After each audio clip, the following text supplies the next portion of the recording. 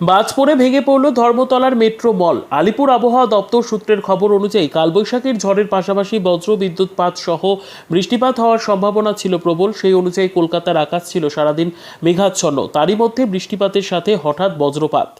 এর ফলে কলকাতার প্রাণকেন্দ্র ধর্মতলার মেট্রো মলের বিমের একাংশ ভেঙে পড়ে। সাময়িক সময়ের জন্য তীব্র বিকট আওয়াজে সাধারণ মানুষ আতঙ্কিত হয়ে পড়ে। ঘটনাস্থলে আসে কলকাতা পুলিশ এবং কলকাতা কর্পোরেশনের কর্মীরা। ভেঙে যাওয়া অংশ কলকাতা কর্পোরেশনের কর্মীরা খতিয়ে দেখছে। তবে এই ঘটনার জেরে যে কোনো হতাহতের খবর না থাকলেও সাধারণ মানুষ কিন্তু সাময়িক সময়ের জন্য আতঙ্কিত হয়ে পড়ে। ব্যুরো রিপোর্ট, দিনরাত স্টার নিউজ।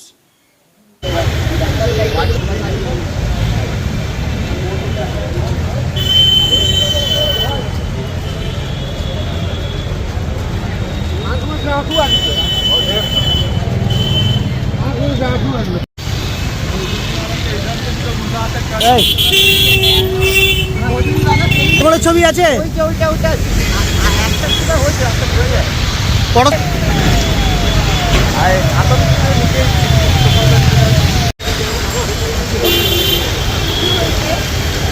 কি হয়েছে দাদা?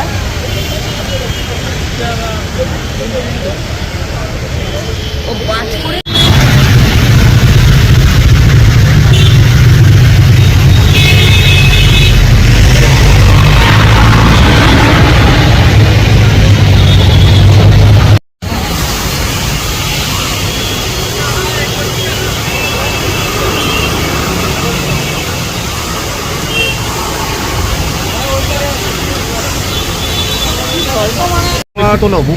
আমি গাড়ি চালাই, গাড়িটা ওইখানেই যাচ্ছে, এই গাড়িটা পেছনে।